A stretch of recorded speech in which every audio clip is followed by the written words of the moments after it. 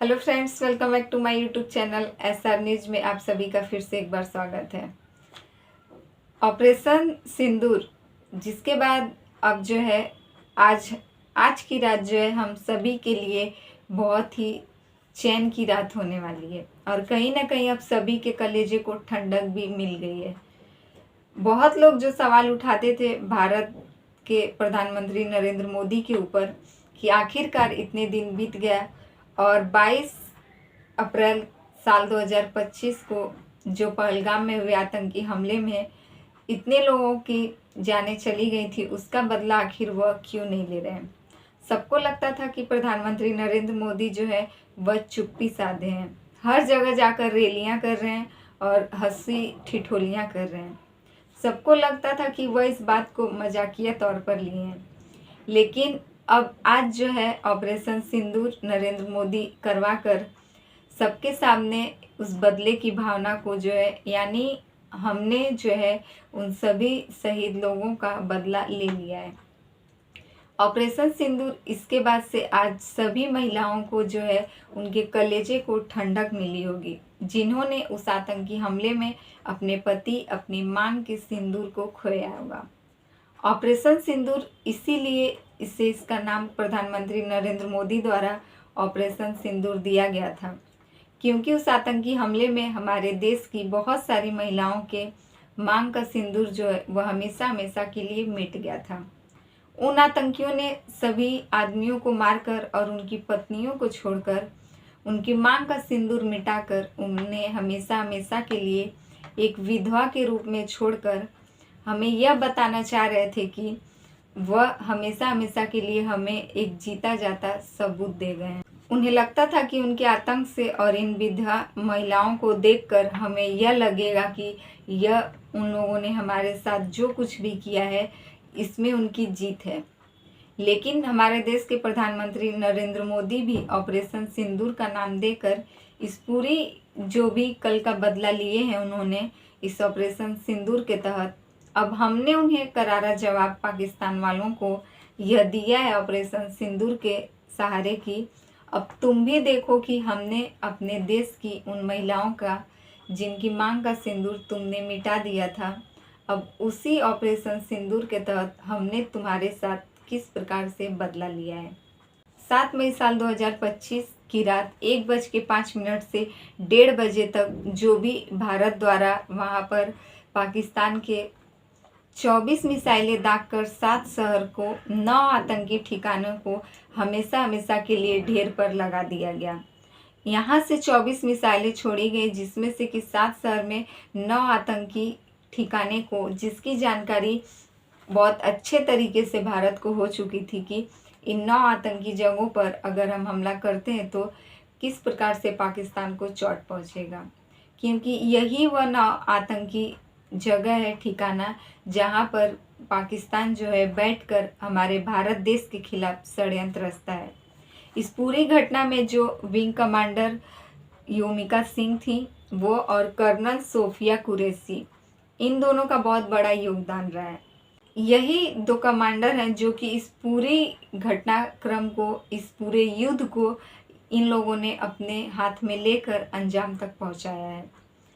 Colonel Sophia Qureshi भी media वालों के सामने आकर पूरे तरीके से बता रही है कि किस प्रकार रात को 1:05 से 1:30 बजे तक इस पूरे युद्ध का माहौल जो है चलता रहा और इस पूरे युद्ध को अपने हाथ में लेकर इसे अंजाम तक पहुंचाने का काम यही कर्नल सोफिया कुरैशी और कमांडर योमिका सिंह, इन दोनों ने किस प्रकार निभाई है। अब पूरे भारत देश को जो है इन दोनों कमांडर महिलाओं पर बहुत ही ज़्यादा गर्व महसूस हो रहा है और पाकिस्तान को एक जोरदार झटका लगा है, उनके मुंह पर एक जोरदार तमाचा पड़ा है, क्योंकि आज पाकिस्तान भी आज की रात उनके लिए जो है एक ऐसी खौफनाक रात होगी, वह खुद सोच रहे होंगे। शायद आज उन्हें डर के मारे नींद भी ना है और पूरी रात वह लोग यही सोचेंगे कि जैसे ही भारत में पहलगाम में आतंकी हमला करवाकर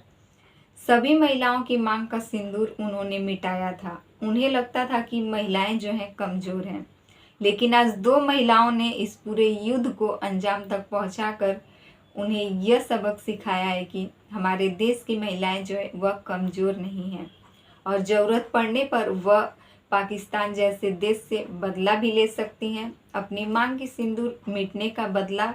और उनको इस प्रकार सबक सिखा सकती हैं कि वह दोबारा भारत के साथ छेड़छाड़ करने से पहले 100 बार जरूर सोचेंगे। जिस प्रकार से उन्होंने सभी महिलाओं की मांग का सिंदूर मिटाया था, आज 2 महिलाएं इनकी ताकत मिलकर ही इस प्रकार से युद्ध, और इस युद्ध में जो पाकिस्तान से मारे गए कम से कम 100 से ज़्यादा आतंकियों को यह सबक सिखा दिया है कि अब उन्हें यह पता चल जाएगा कि भारत देश में महिलाएं जो है वह कमज़ोर नहीं है, और अब किसी भी महिलाओं के मांग का सिंदूर मिटाने से पहले वह खुद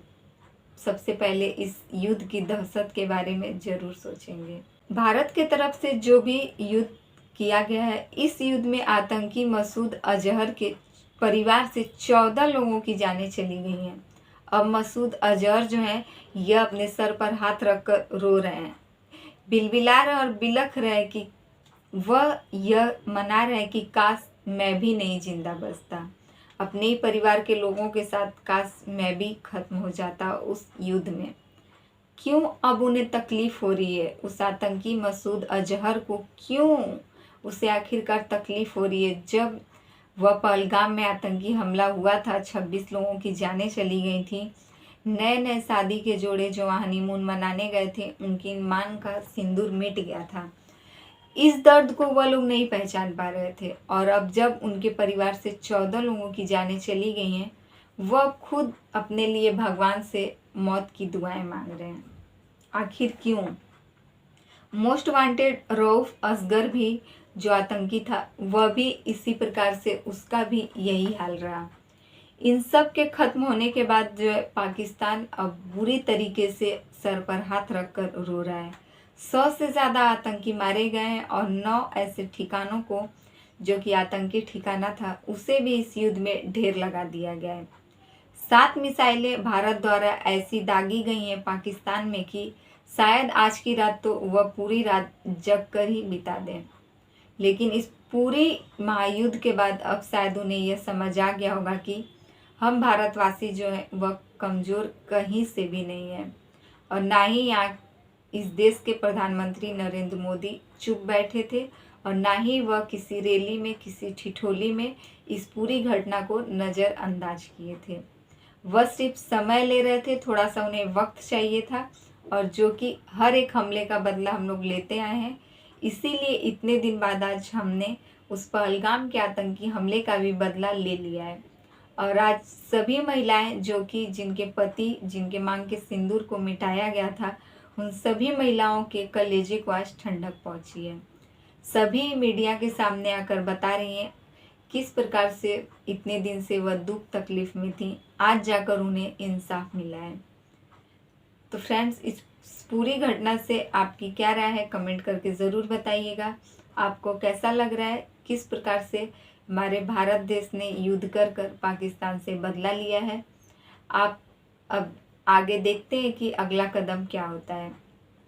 तो इस पूरी घटना के बारे में आपकी क्या राय है कमेंट करके ज़रूर बताइएगा। हमारे चैनल पे नए हैं तो प्लीज़ हमारे चैनल को सब्सक्राइब कर लीजिएगा।